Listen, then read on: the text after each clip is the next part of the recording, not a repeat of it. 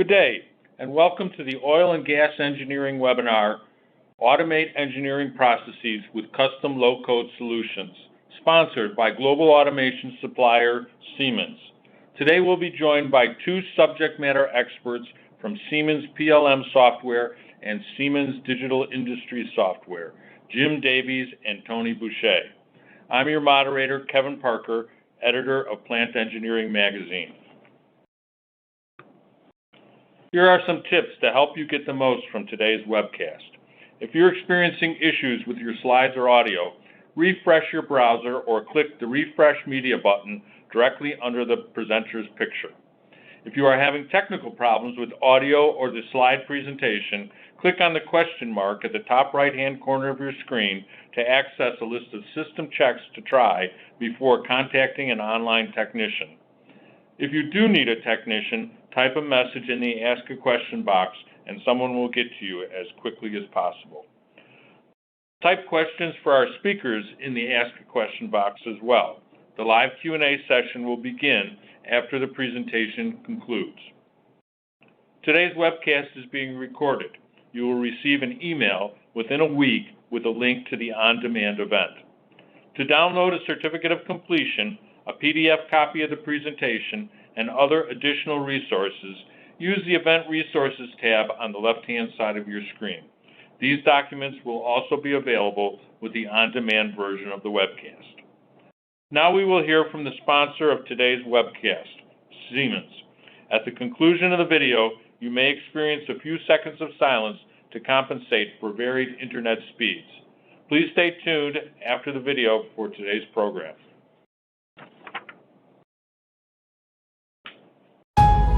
Today is an incredible day. The industrial world is in the midst of transformation, and never before has the pace of innovation moved so rapidly. The digital future of industry is no longer some far-flung promise. Today's products are becoming smarter, more personalized. They're becoming intricate systems of systems, challenging you to harness layers of complexity and data, blurring the boundaries between physical and digital domains, and comprehensive digital twins that represent and validate what is possible are not optional. They're required because they allow you to find new levels of efficiency and performance that are hardly imaginable. New insights, new opportunities, new levels of automation at every point of the value chain. This value chain, this digital enterprise, is where engineering meets tomorrow. It's where manufacturing meets tomorrow. It's where electronic design meets tomorrow. These aren't the promises of tomorrow. With Siemens Digital Industries Software, they're the opportunities of today. Siemens Digital Industries Software, where today meets tomorrow.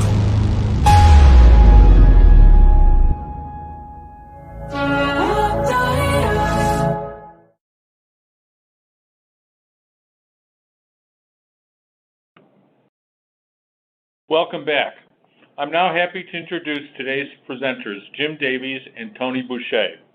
Jim Davies is a technical solutions consultant for RuleStream ETO solution at Siemens PLM Software. Jim is fascinated by how things work. For 25 years, he has been committed to designing better products more efficiently. Tony Boucher is a product manager at Siemens Digital Industries Software, responsible for Siemens ETO process automation solution, RuleStream. Tony was an original employee of RuleStream and its predecessors, iCAD and KTI, leading to the instantiation of large knowledge-based engineering implementations around the world. Thank you for joining us today, gentlemen. Tony, the floor is yours. Thank you, Kevin. Hi, everyone. As mentioned, my name is Tony Boucher, and I'm a product manager with RuleStream, our engineer-to-order process automation solution here at Siemens.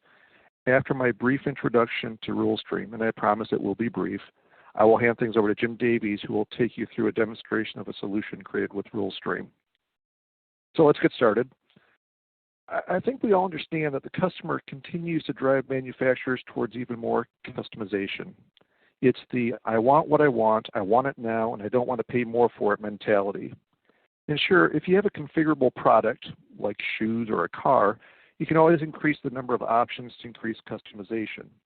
But what about the times when this isn't good enough? So let's take an extreme example just to illustrate that point. Let's say you need a new hip. Do you really want your doctor to go to an online catalog and configure one from a set of standard options? Of course not. You need a hip created that's uniquely fitted to you.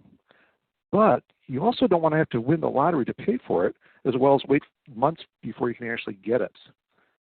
Because engineering involvement is required to fulfill every one of these unique orders, we refer to these companies and products as ETO, Engineer to Order. This constant engineering raises costs and reduces response times, making it difficult to be competitive. That is, of course, unless some automation is introduced. If you build a product that is tailored to each customer, your only chance of being competitive at scale is to somehow capture your product knowledge into a computer program.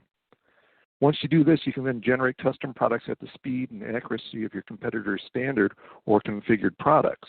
In fact, you would have the advantage at this point. Unfortunately, the people that possess the product knowledge that you need to automate, these are the people who have been with the company 10, 20, 30 years and know every trick it takes to get a product out the door. These people aren't programmers. They don't necessarily know how to create a database schema, define object structures, or encrypt data at rest. And they don't want to know how to do any of this. They're product experts for a reason. They're good at it. So it is possible to create computer programs without being a programmer. Look at Microsoft Excel as an example. With minimal assistance, anyone can add a column of numbers, sort a list, or even create a fancy data-driven chart. Now, sure, you need to know to enter an equal sign in a cell to define an operation, then find a function, and then provide that function with the correct values. But that's all we need to know about programming. Excel takes care of the rest. This is what we refer to as a low-code solution. Within our portfolio, Siemens, like all software companies, has many low-code solutions for custom software development. But there are still problems. The problem now is that the product development people, they're smart, they're creative, and they always want to improve their product and make their lives easier.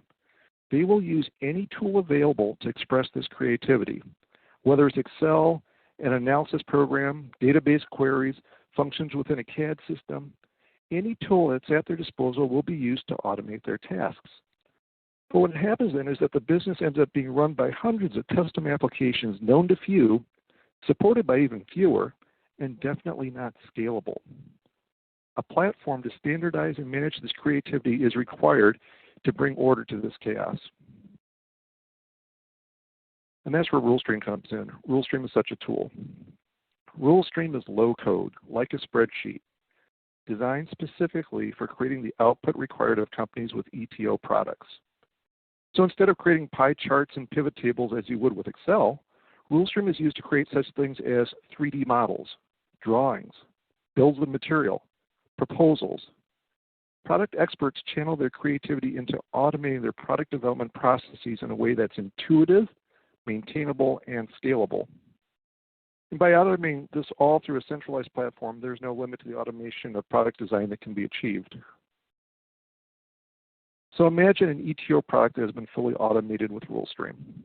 A request for a quote not only triggers a rapid response, but the product itself will have already been designed by the system. In fact, if the manufacturing process has been added to the RuleStream solution, we will know how to build the product at time of quotation. Not only do bids go out with a higher quality, they go out faster. This means we're now responding to more requests, and by not tying up our key resources to address these one-off solutions, they're able to focus their expertise on making the product better. Now, there are tools out there that can already help with this in addition to RuleStream, all with unique characteristics in areas of specialization. Our solution is unique in the following ways. We offer a platform that fits within the broader portfolio of Siemens, whether integrating with Teamcenter, talking to a fluid flow analysis package in NX, or even leveraging artificial intelligence apps. The Siemens ecosystem within which we find Rulestream is extensive. In the decades that we've been working with developing Rulestream, we've been directly involved with energy and utilities and industrial machinery and heavy equipment industries. Rulestream has grown to address the needs of these industries, while we, the people of Siemens, have grown in our understanding of these industries as well. As I just mentioned, we've been doing this for decades. The product has gotten better. We hopefully have gotten smarter. We know firsthand what works and what doesn't. We have the experience to guide ETO customers to successful implementations. And then finally, this is Siemens. We're here for the long haul. So as promised, I wanted to keep my introduction short. Now I'm going to hand things over to Jim Davies, who's going to talk about some actual examples using Rulestream. So Jim, please take it away.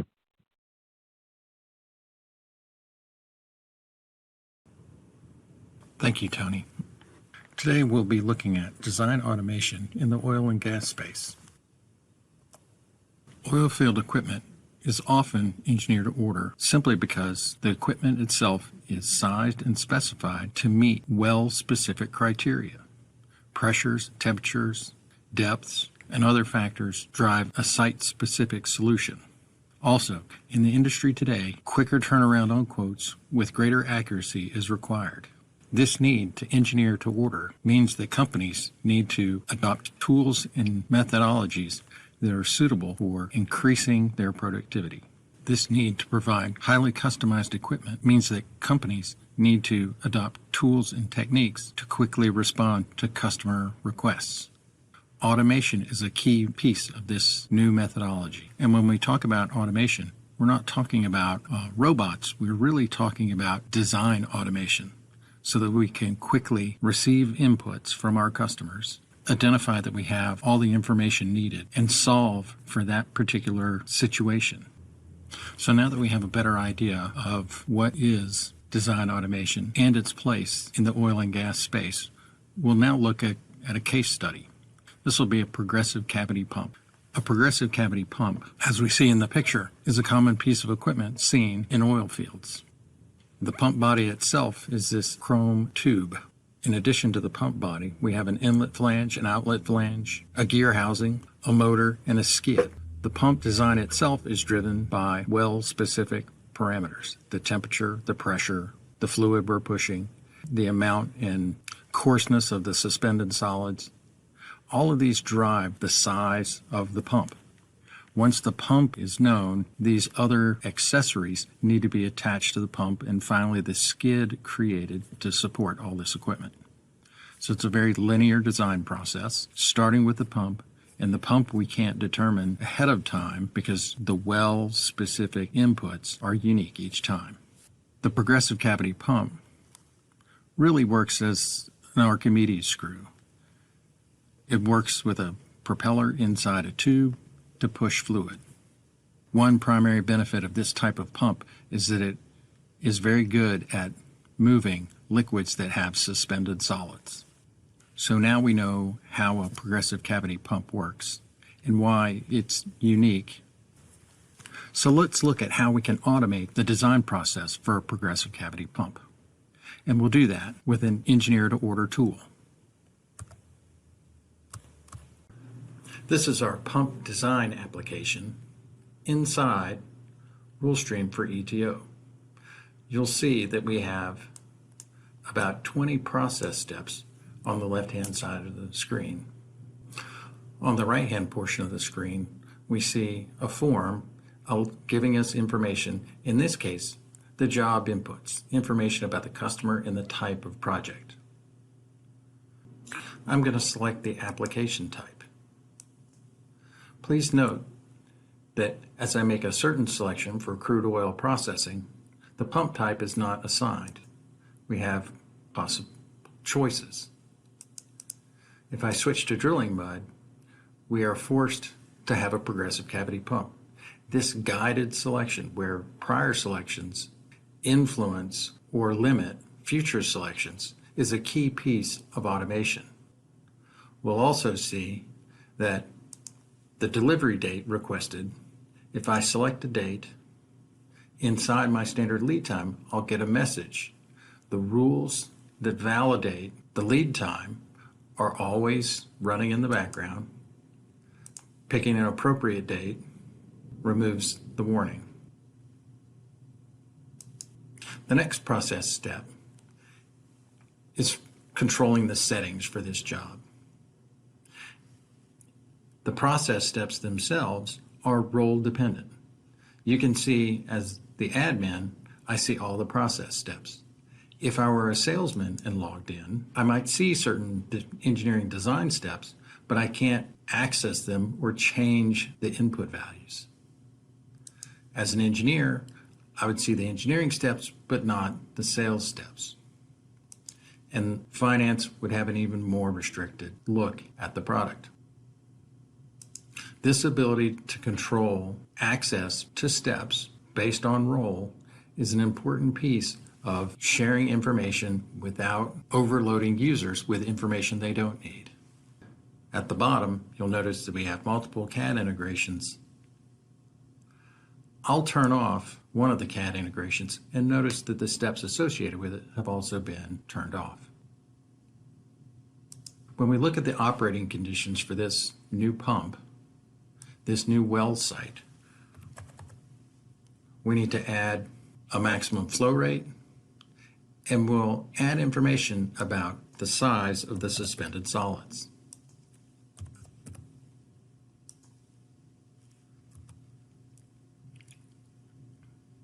The customer might request and think that the size of their solids creates a heavy abrasion level. In this particular case, we'll go ahead and add in a percentage and size of our suspended solids. The automation recalculates the abrasion level and sets it to the correct value. We can also add notes and comments as we go.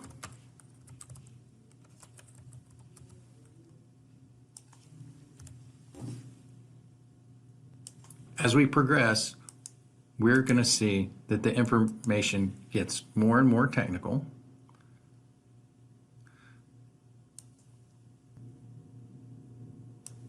In design specifications, we can see that information that we entered in earlier steps is shown and carried through the rest of the process. We're going to change certain material specifications for our pump, but you will also notice that we are accepting many of the default values. Again, this is an important piece of automation, the default values being valid in many or most cases. In the engineering design step, we see that the size and geometry of the rotor and the stator, which defines the cavity, are calculated. Many of our customers use outside math solvers for such calculations. It's a key functionality, being able to connect to outside systems. Another outside system that is important to connect to is our ERP. In this case, our calculation tells us we need a 5 horsepower motor. The table is a live lookup to our ERP database and at our inventory. I see that we get 5 selections for motors. When I turn off explosion proof, we see we have more motors to choose from and the prices are lower. I'll select the second motor in the list. In addition to the motors, we can also add components that have no models. There's also design validation for such components. You can see the coupling rods. If I select one or the other or neither, it's an acceptable condition. But by selecting both, we see that fails our validation.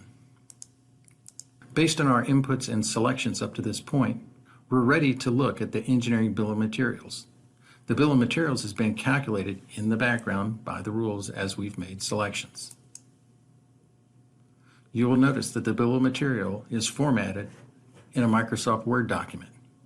The Word window is inset, and we see that the bill of materials reflects our 5 horsepower motor, our chrome-plated rotor, and our dry run protection and our API pressure relief. In addition to calculating the bill of materials, we can also take this information and push it to a proposal document. Our proposal document is going to include not just boilerplate information, but also it will specify the inputs as given, some characteristics and operating conditions. But we also see that there's a price estimate and our bill of materials reformatted for the customer's view.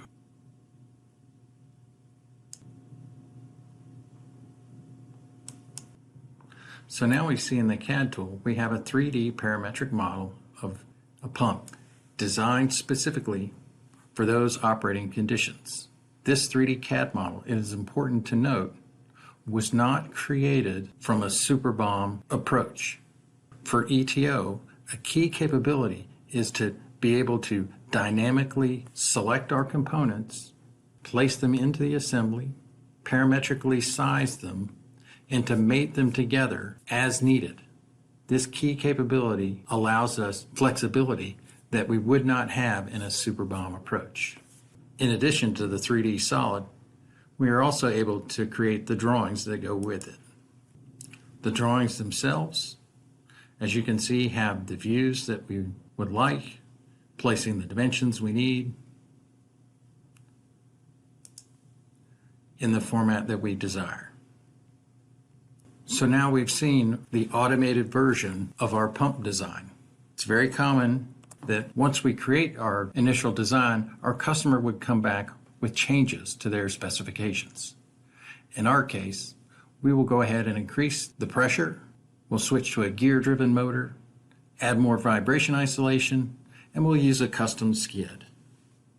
These changes, which are common in any industry, typically require that manual engineering steps be re-executed. This is where automation can really speed up the process and avoid costly mistakes. So back in our design tool, we will increase the discharge pressure. We also wanted to switch to a geared motor and to a custom skid. Our last edit, we wanted to increase the number of vibration dampers on the assembly.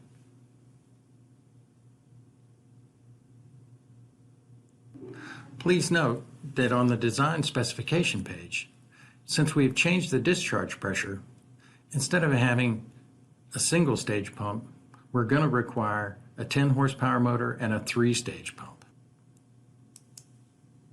On my motor selection page, you'll see that we have a different set of motors, 10 horsepower motors. I'm going to go ahead and pick motor number 2. And we'll see these changes reflected on our bill of materials. Our 10 horsepower pump, and instead of a single support clamp, we now have 3. Let's see how this looks in our CAD tool. Now you can see that based on those 4 changes, we have a significantly different pump and skid assembly. The pump body itself is 3 times longer. The 10 horsepower motor is much larger. Our gear set and our new custom skid. Quite a bit different than the original.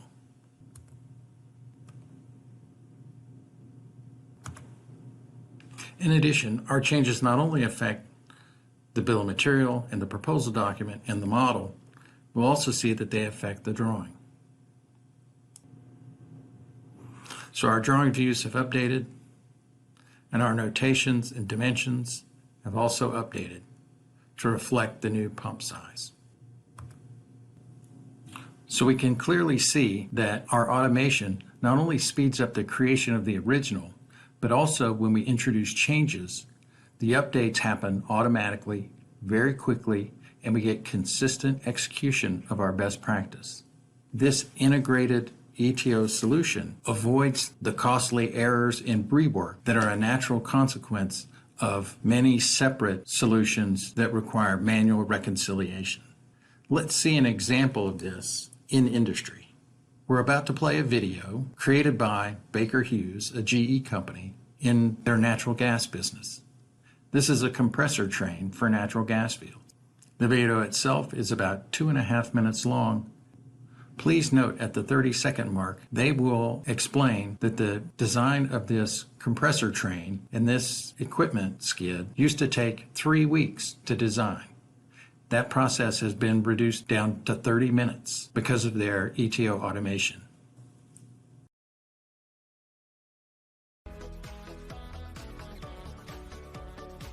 During last years, the oil crisis and the worldwide political and economical scenario have been driving oil and gas business to more and more stretched deals, so customers are continuously demanding for shorter execution time, cost reduction and quality increase. Do you know how to get better results in less time and cost? In TPS, the answer is investing in digital technology. We have been working, since 2014, on digital configuration management, involving resources from all the functions working together to achieve the common goals. In the past, it required more than 3 weeks to prepare the general layout for a compressor train. Now we are able to generate it in half an hour and get precise data to be reused as trigger for a quicker engineering design phase. The process starts with complex machine selection guided by engineering design rules. Machine learning models based on neural networks are used to predict dimensions for systems not directly designed by us. Then layout is optimized applying sophisticated genetic optimization algorithm using parallel computing that allows automatic systems placement and the minimum baseplate footprint definition. We are pioneers of this edge technology in oil and gas business. The interactive drafting environment allows engineers to easily adjust the solution, fulfilling customers' additional requirements, and generating baseplate lifting stage. The entire configuration and calculation process bring to automatic 3D model generation. It is driven by a complex CAD automation system, able to dynamically reflect any possible change introduced by engineers and enables general arrangement drafting and 3D PDF. The journey will continue working on embedded structural analysis, automatic generation of detailed engineering documentation such as foundation, connections and baseplate construction drawings. Baker Hughes.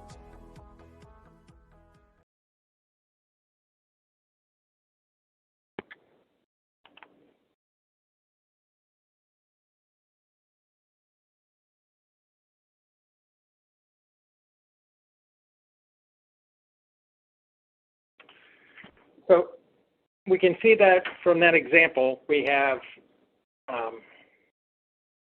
multiple operations that need to be coordinated, and to get such a drastic reduction in lead time from 3 weeks to 30 minutes, we can't rely on different departments passing information back and forth and having different solvers. So a clear indication of when an ETO application can really improve our response time. So our implementation goals with an ETO product really are to increase the quality of our product, consistent execution, and giving us a cost that not only we are able to determine very early, but we have very high confidence in that quote, in that product.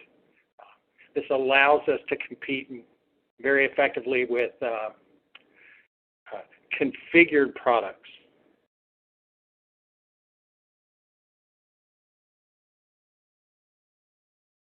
The purpose of RuleStream really is to focus on capturing our best practice, our knowledge of our product, and tying that back to the deliverables in the process. Again, that's what allows us to quickly execute new jobs, but also go back, update, and understand the impact of changes, improving lead times, and making sure we bid responsibly. We know when we're going to make margin and when a competitor might be underbidding and losing money.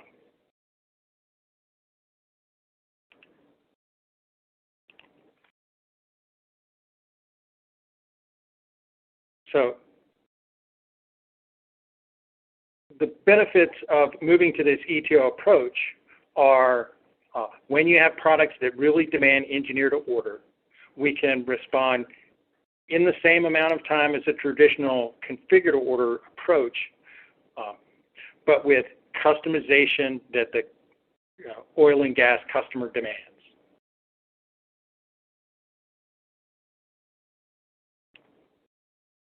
Feedback from our customers.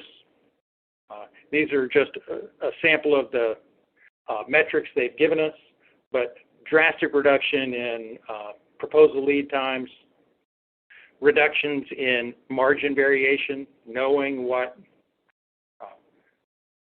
new products are going to cost before we begin to build on them, increase in bid rate, the ability to actually take on more work because we're able to move that engineering to the left side of the timeline. We're able to bid more jobs with greater confidence. On the back end, the engineering delivery, increase in accuracy,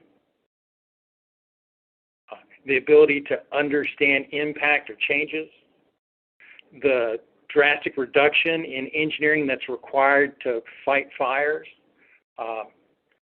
on the assembly floor, or on a customer site, and the ability to increase the amount of product we can manufacture without having to hire additional headcount.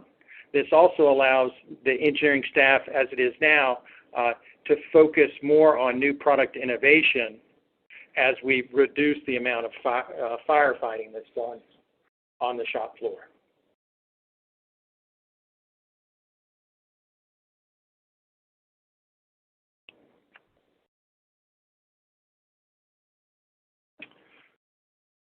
So when we talk about process automation, we're really talking about building custom with the speed of a standardized product or a configured product. We look at a reduction not just in the time to provide the job, but also to procure the components that go into our product, and the ability to capture the knowledge that, as Tony mentioned, might exist in your business, but in dozens of little applications that are tucked away in different departments. By capturing that knowledge and structuring it in a single platform that talks to other platforms, we're able to maintain it and use it to make our business better.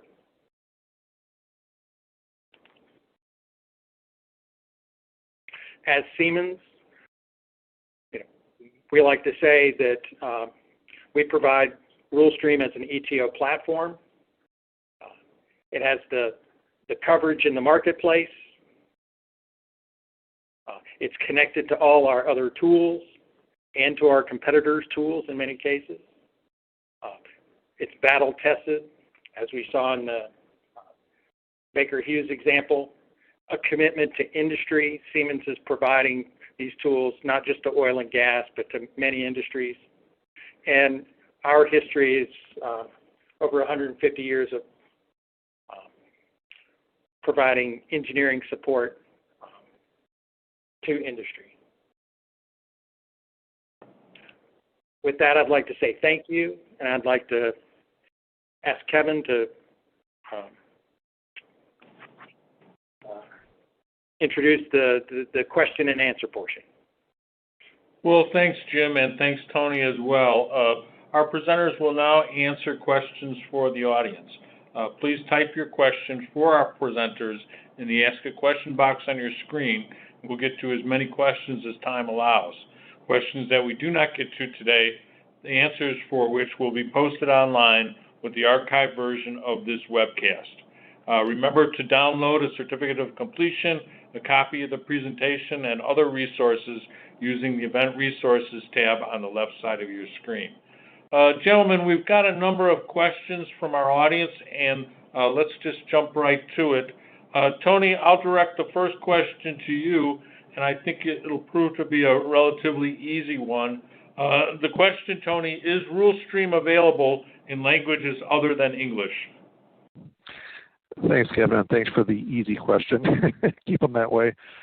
Yes, RuleStream not only is available, of course, in English, but we've got it localized now to German, Russian, Italian, Spanish, Chinese, the simplified Chinese, that is, and Japanese.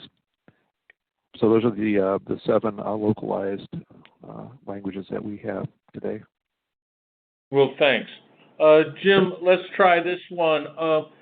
One of our listeners has written in and saying that they have some unique analysis or analytics packages that probably aren't pre-integrated with RuleStream.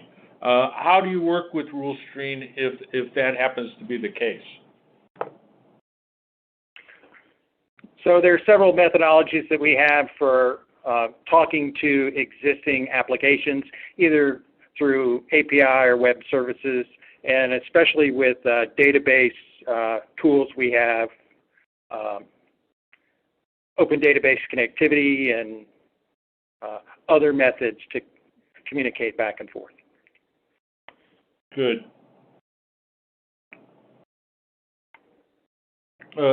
Jim, a question for you. How much coding, talk a little bit about low-code solutions and what they really entail, how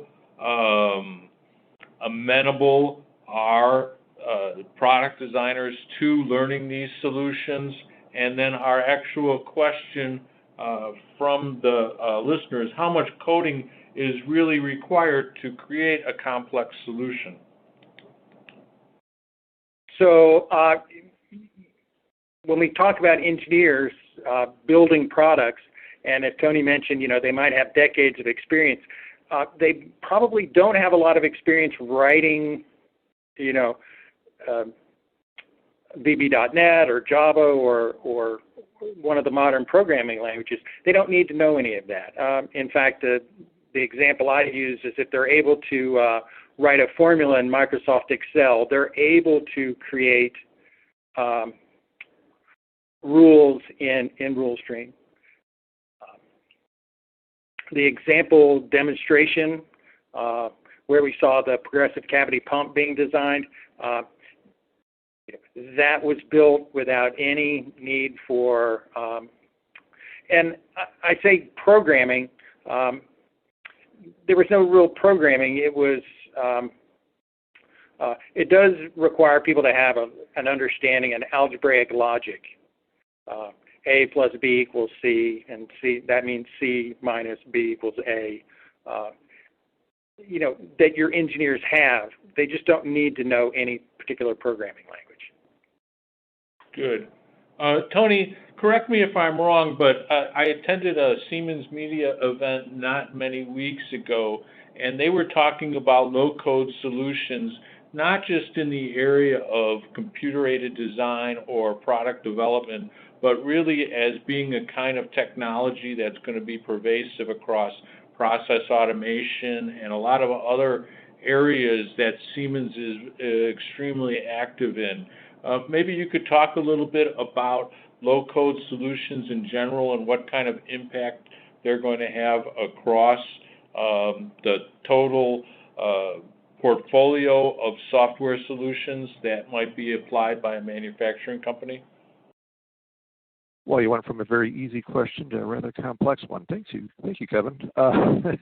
Let's see. Well, low-code solutions have been around for a long time. Again, we use Microsoft Excel as an example of it.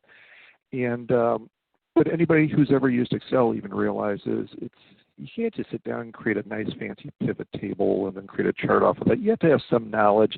It does take some work, and then it's very hard to give it to somebody else to maintain.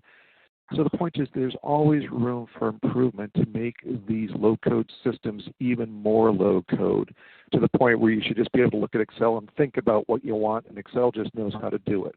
Are we there yet? No, of course not. But are we going in that direction? Most definitely yes.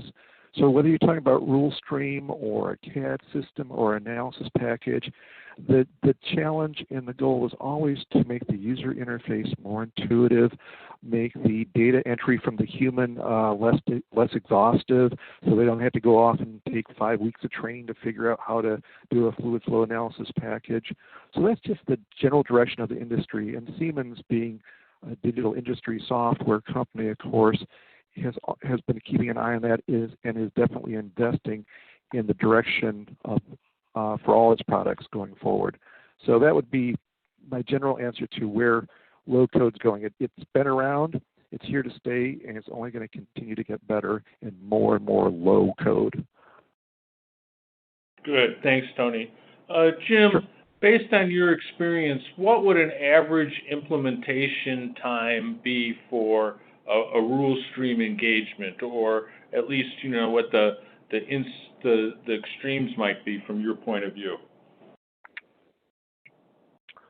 So our standard recommendation is that companies don't try to what we call boil the ocean.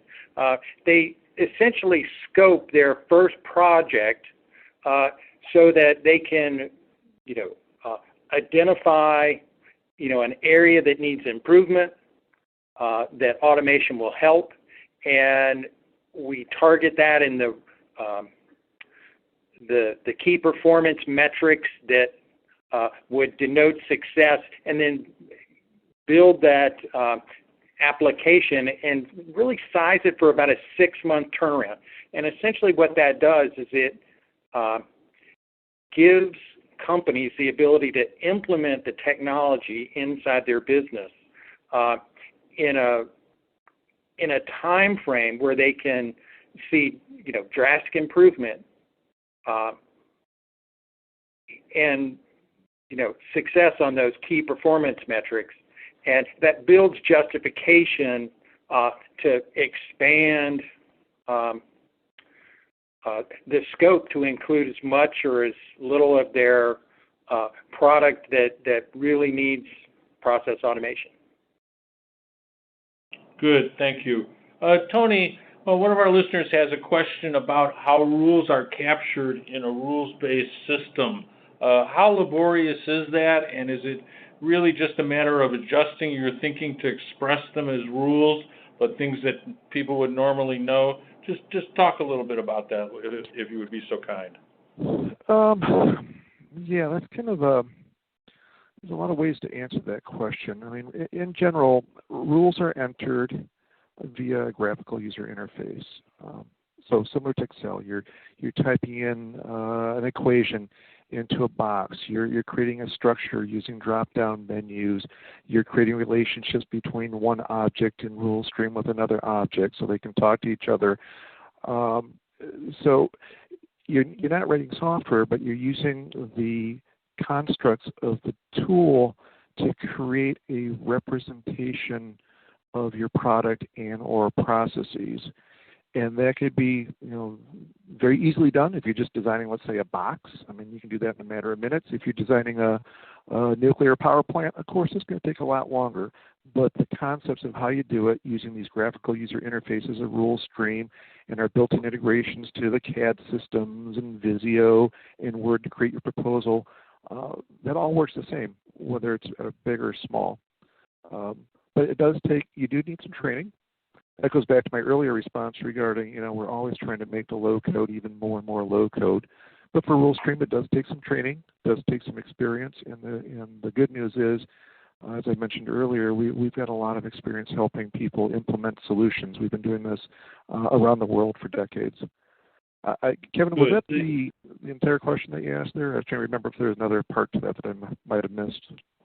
No, I think so. I think we're just trying to get a feeling for how difficult it may be for rules to be captured adequately to be, put into the software. It kind of leads really to our next question in a lot of ways, and that is what specialized expertise is needed to use RuleStream. I think it's an interesting topic. We have a webinar tomorrow here at CFE Media on the skills gap, and we've done a lot of surveying about what kinds of additional skills engineers are going to be looking for in the future to kind of fill that skills gap. And a lot of it ends up being, an overlap between IT and traditional mechanical or electrical or chemical engineering tasks.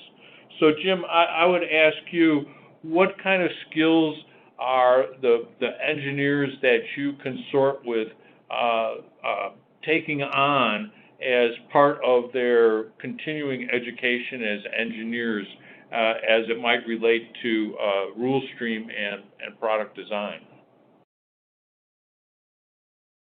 So to me, the real skill that is different for engineers is what we call rule abstraction. Instead of solving a particular, instance, hey, we're going to build this pump to these specifications, you're saying, okay, we're going to build pumps, we're going to build families of pumps, hundreds of pumps, and what are the real boundary conditions that I need to, use a, product A up until this point, and then product B after that, this size, then the next size, and how we switch. And basically capturing those, understanding why we're making decisions instead of just coming to a decision, coming to an answer, how we made that answer. Because that's really breaking down the problem into, from a software standpoint, it makes it object-oriented. So we can go back and solve the next pump and the one after that and the one after that, using that same set of rules. And, for engineers, they're classically trained to answer questions and, come to a specific answer as opposed to being able to break it down into rules so that they'll always be able to execute the rules and get valid answers. Good. Thanks, Jim. Tony, someone asked, would they be able to create every possible combination of their product using RuleStream? And I think the follow-on question is, would they ever want to do that? The answer is, if you were using a configurator where you have to predefine solutions, that's a valid question. Would you ever want to come up with all possible combinations of how you design your car? And the answer, of course, is no. It's just there's some cars you'd never want to build, so why would you even waste the time configuring that? What's different, the thinking that's different behind ETO automation is you're not predefining these solutions. You're actually putting in the equation, which means that you provide input, unique set of requirements, and RuleStream, based on the knowledge you put in there, will come up with a discrete answer. So there is no, you're not possibly coming up with all possible combinations. You're just defining all the rules, all the equations that go into how you build your product so that you can then come up with a unique answer based on the unique set of requirements at that given point in time. Jim, I realize I'm probably kind of rambling on that one. Is there any better way that you can describe that? Yeah, if you can get to any unique answer quickly and easily, you don't need to calculate them all ahead of time. You can simply, go get the one you need when you need it.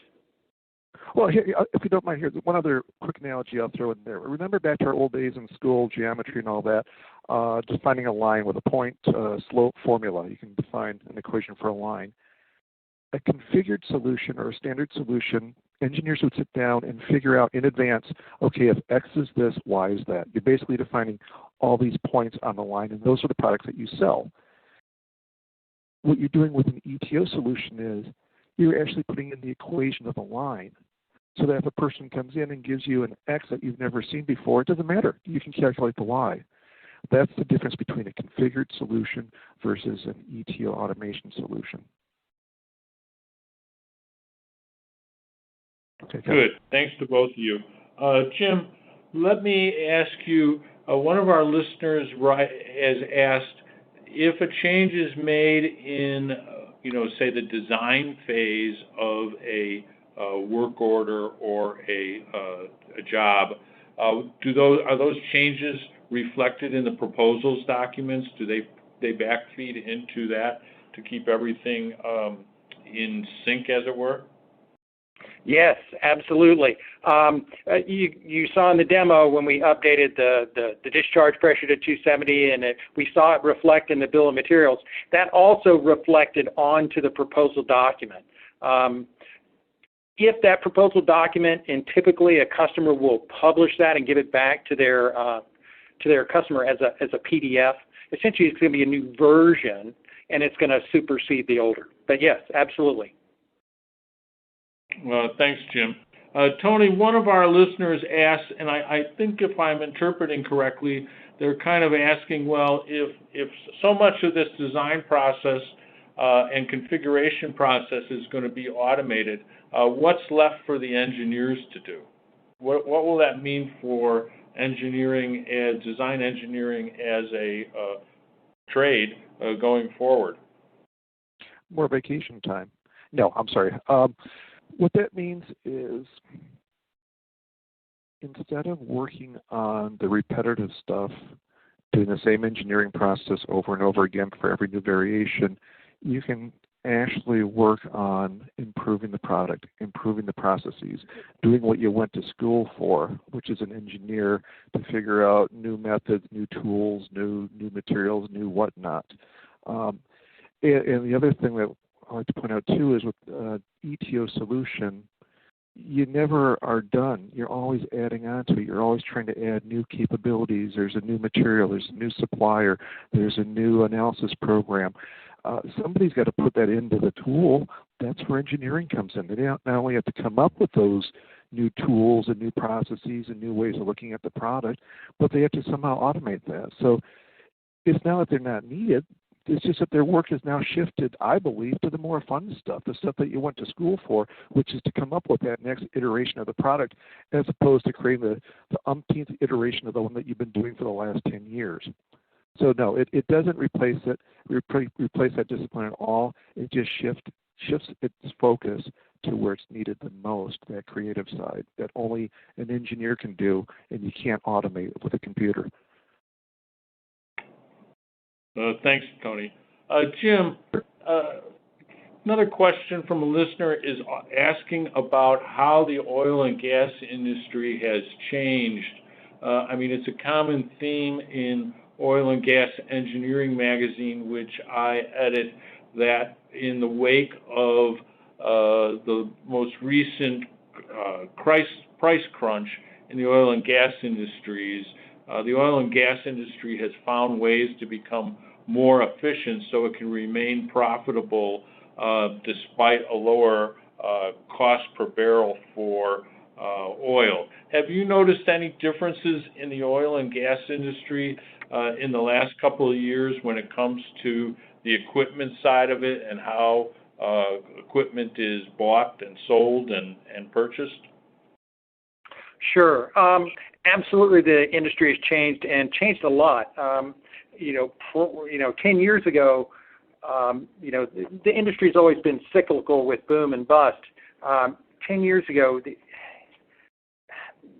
the oil and gas companies were very reluctant to change anything when they were in a boom cycle because they just wanted to, make more money. And then during the bust, there would be no money to, go back and update and change. There wasn't really an appetite. And, in the past, 5 years, we've seen really a generational change in leadership, I think, in oil and gas. And they're really looking to aerospace and automotive and looking at the technologies that have been used in those businesses to improve